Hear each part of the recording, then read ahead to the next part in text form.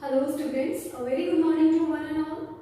Welcome to the next lecture of online theory class series of subject Novel Drug Delivery System. I am Mrs. Aarti Majumdar, Associate Professor from the Department of Pharmaceutics, Smriti College of Pharmaceutical Education, Indore. Dear students, in continuation of our discussion over various methods of preparation of liposomes, so far we have discussed passive loading techniques and mechanical dispersion techniques of liposome formation. In today's lecture, we are going to discuss about various solvent dispersion technique. In these solvent dispersion technique, lipid is solubilized in an organic solvent. Organic solvent of lipid, organic solution of lipid it is brought in contact with aqueous phase containing drug to be incorporated. In these solvent dispersion techniques, the process of lipid formation, bilayer formation, it occurs in two steps. In first step, monolayer of phospholipid is formed, and in second step, it is the outer leaflet of another monolayer of phospholipid is formed, giving rise to the phospholipid bilayers. So these solvent dispersion techniques, there are many types of solvent dispersion techniques such as ethanol injection method, ether injection method, then de-emulsification method, double emulsification method, reverse phase evaporation method, and also there is stable plurilamellar liposome formation. Then starting with what is ethanol injection method. In this ethanol injection method, lipid solution is prepared in ethanol. Ethanol is used as solvent for lipids. These lipidic solution, if drug is hydrophobic, then it can be incorporated in this solution, and if drug is hydrophilic, then it has to be solubilized in this aqueous phase, which can be a saline phosphate buffer or any other aqueous medium. So what happened in ethanol injection method, lipid solution, ethanolic lipid solution, it is injected rapidly into the aqueous phase. This rapid injection is very important because the rate of injection should be such that it should be suitable for the rapid and thorough mixing of this ethanolic solution into aqueous phase, so that ethanol will be instantaneously diluted with the aqueous phase, and resulting in the uniform dispersion of phospholipid molecule throughout the aqueous phase. This ethanol injection method, the most important advantage of this method is that it produces small unilamellar vesicles without sonication. It is the method by which small unilamellar vesicle can be formulated, and also this is a very simple technique. And the only disadvantage with this method is that the limited solubility of many lipids in ethanol, and also one more limitation is there with this method, that the removal of residual solvent, which is ethanol, it is an issue. It takes time and it has to be considered. So these two are the limitation. Otherwise, this is the very simple method, and it produces small unilamellar vesicles without sonication. Now, next method is one more thing with ethanol injection. This method can be carried out at room temperature. So the drugs which are degraded at higher temperature, they can also be incorporated by using this method. Now, ether injection method. This ether injection method, it is quite similar with the ethanol injection method. Only the difference is that lipidic solution of ether is formulated first. Lipid is dissolved in ether, and then it has to be injected very slowly into the aqueous phase, and aqueous phase is maintained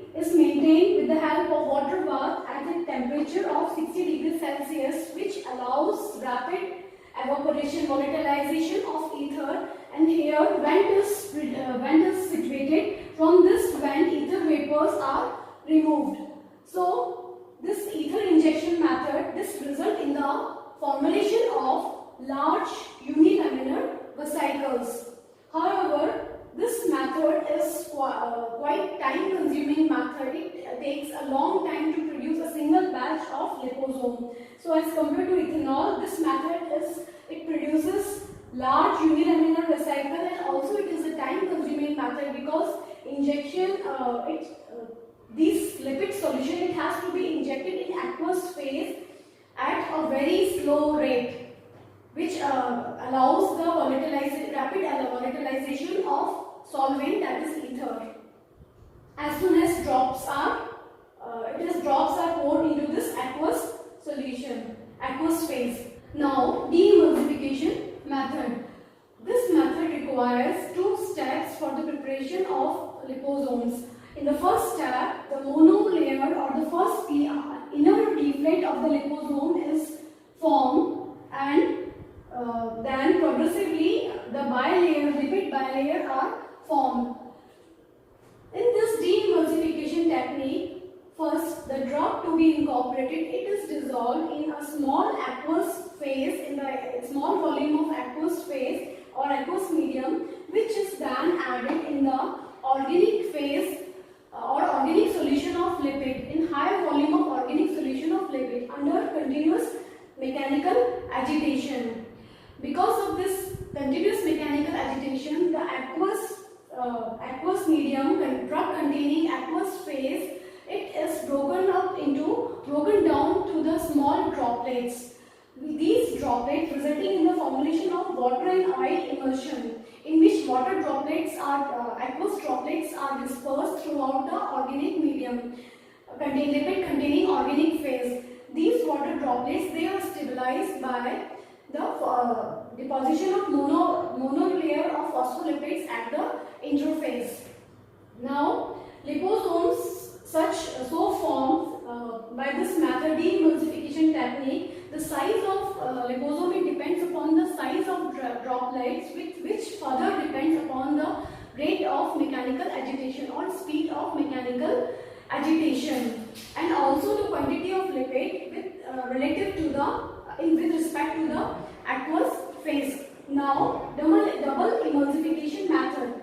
In this method, the outer leaflet of liposome is created by the deposition of another monolayer of phospholipid at the second interface. How it is formed? It is formed in such a way that initially water in oil emulsion is taken. That is an organic phase in which water droplets are previously dispersed, that is water in oil emulsion. It is further added to the aqueous phase under continuous mechanical agitation. This results in the formation of the second interface. Initially, first interface is between aqueous inner core and the organic phase first, and then the second interface is between the organic phase and the dispersion medium, which is aqueous dispersion medium. So in this way, the second layer of phospholipid, it is formed. So these vesicles with aqueous core suspended in the aqueous medium, these two aqueous compartments, this inner aqueous compartment and the outer aqueous compartment, they are separated by phospholipid bilayer. With their hydrophobic tails of these lipid bilayer, they are facing each other. This is one layer of phospholipid whose hydrophobic tails are facing inwards, and this is another layer of phospholipid whose hydrophobic tails are facing outward. So these hydrophobic tails, they are facing each other with a thin layer of membrane with a thin layer of solvent in between these hydrophobic tails. So after removal of solvent, these result in the formation of unilaminar vesicle with encapsulation efficiency as high as 90%. So with the help of double emulsification technique, it is possible to get unilaminar vesicle of various size range, and higher encapsulation efficiency can be obtained. Next technique is reverse phase evaporation method. This reverse phase evaporation method, principle of removal of solvent from the emulsion through evaporation. In this technique, aqueous medium, drug containing aqueous medium, it is mixed with an organic phase containing lipid, and this drug solution, aqueous drug solution and organic lipid solution, they are mixed and sonicated to form water in oil emulsion. Now these droplets form by mixing of aqueous phase to the organic phase. These are dried with the help of rotary vacuum evaporator under reduced pressure, which result in the formation of a semi-solid gel. At this stage, monolayer phospholipid monolayer formed at the interface, they come closely in contact with each other, probably forming bilayer at some places. Now, in the next step, next step is to bring about collapsing of certain proportion of water droplet, which are stabilized by a phospholipid monolayer. Now, this collapsing of certain proportion of water droplet, it is brought about with the help of mechanical mixing by vortex mixture.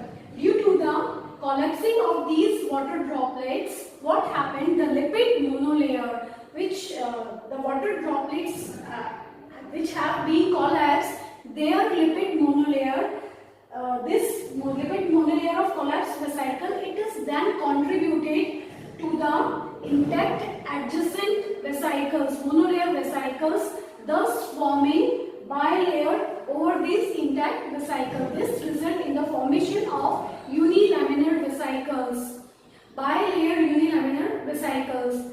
With the help of this method, reverse phase evaporation technique, it is possible to get entrapment efficiency with as much as 50%. Now, this is all about solvent dispersion techniques and various types of solvent dispersion techniques. We have studied about ethanol injection technique, ether injection technique, de-emulsification method, double emulsification method, reverse phase evaporation techniques.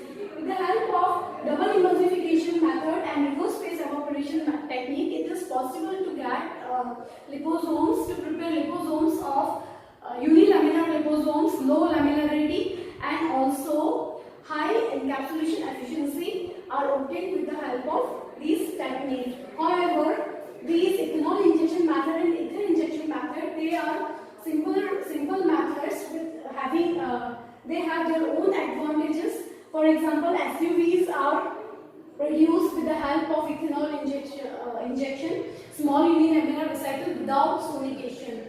With the help of ether injection, large unilaminar vesicles are produced, but there is one limitation that it is a time-consuming process, and sometimes ether can also be replaced with the help of replaced by freons, fluorinated hydrocarbons. Then de-emulsification method and double emulsification method and reverse phase evaporation method. So this is about solvent dispersion technique. In the next session, we are going to study about detergent removal techniques for the passive loading of drug into liposomes. Thank you.